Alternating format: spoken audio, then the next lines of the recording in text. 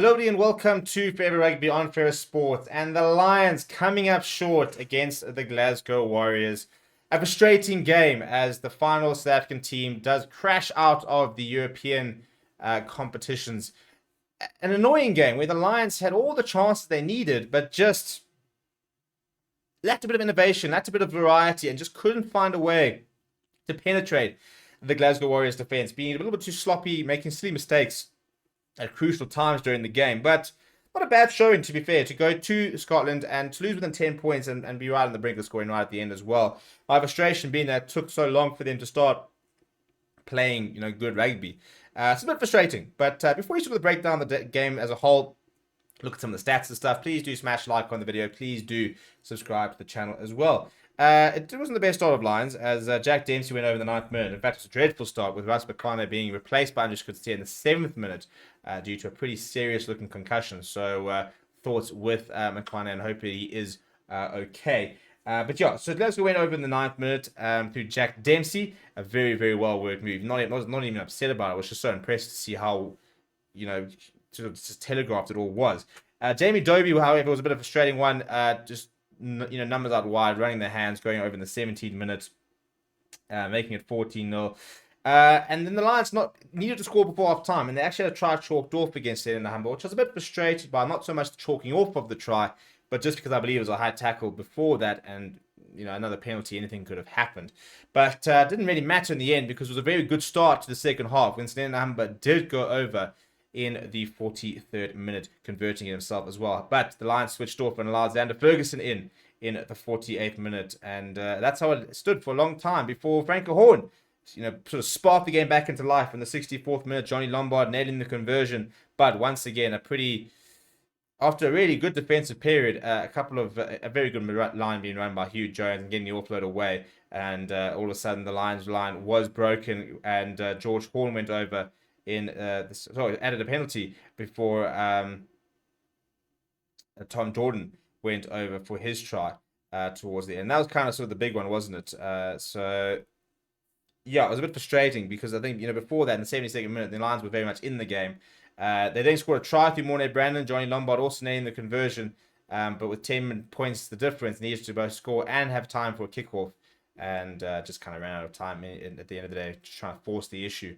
Looked like they were going to score, and I think if they had another 5 minutes, could have been a very interesting game. But you can't wait until the 75th minute to play some rugby, can you? And I feel like that's kind of what the Lions did. The frustrating thing is, if you look again, if you look at the stats, it's a Glasgow masterclass defense, isn't it? 60% possession for the Lions, 63% territory, 462 meters run, 23 defenders beaten. But 16 breaks for Glasgow, 93 gain line carries for the Lions, 9 offloads, more than twice as many offloads. But for me, big issue was ball retention for the Lions, and that kind of killed momentum. Glasgow Warriors 10 turnovers, which was a big difference. If you look at the tackles made, Glasgow were asked to make 247 tackles and made 225 at a 91%. The Lions were asked to make far less at 133 and missed 21, almost missing as many tackles despite being asked to make almost 100, more than 100 fewer. So that's a big issue. Ruck success rate for Glasgow 98 to the Lions 95. Lineouts, I cannot understand how PJ Boerter continues to start for the team. How can you have a hooker who missed 5 lineouts? 5 lineouts, including by the way, that Xander Ferguson try came from PJ Boerter missing his lineout jumper, turning over the ball and going back, and they scored the try. If he hits his man, they don't score the try. It's that simple. It's that simple, and that's a problem because you cannot be undone by something as simple as your hooker not being able to hit your lineout jumper. So the scrum success rate for the Lions was very good. That was the only sort of thing that really worked for them. Too many penalties here, 10 penalties conceded, and 8 in the opposition half as well. Glasgow, on the other hand, conceded 6 in their own half and 4 in the opposition half. And no cards in the game, which was quite cool. But if we look at some individual performances, I would like to have a shout out to Asenate and Clavicanye. Man is like at 135 kg tight head prop. He made 18 carries, 10 tackles, 36 meters gain, 1 defender beaten, as well as 4 turnovers won. I mean, that is the most insane shift from a tight head prop you will ever see. How does that not get man of the match?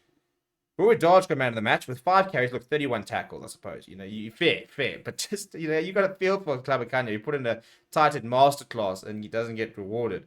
I thought the Lions losing Ruben Fenton very early was a big blow for them. I thought Manny Russ tried very hard, but just couldn't really make much of an effect. Tupolota was involved in a lot. Didn't miss a single tackle, making 15, 41 meters gain, 1 defender beaten, a try assist, 12 passes, very much in the game.